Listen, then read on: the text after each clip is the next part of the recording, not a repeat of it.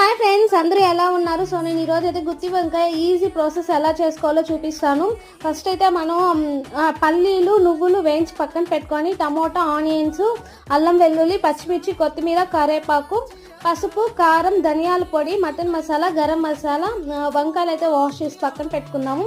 ఇప్పుడైతే మిక్సీకి వేసుకుందాము. పల్లీలు, నువ్వులు, ఆనియన్స్, టమోటా, అల్లం వెల్లుల్లి ఇవన్నీ వేసి మిక్సీ వేసి పక్కన పెట్టుకుందాము. మనం వంకాయలు అయితే ఆల్రెడీ ఫ్రెష్గా వాష్ చేసాం కదా, సో అవైతే స్లైస్గా కట్ చేసి 4 స్లైస్గా పక్కన పెట్టుకొని ఇప్పుడైతే ప్యాన్ పెట్టి ఆయిల్ వేసి పోప్ దినుసులు అన్నీ వేసి తర్వాత వంకాయలు ఆల్రెడీ పెట్టుకున్నాం కదా అవైతే వేసేసి కొంచెం ఉప్పు కూడా వేసుకునేసి 5 మినిట్స్ కుక్ అయితే సరిపోతుంది. సో అవైతే బాగా కుక్ అయిపోతుంది.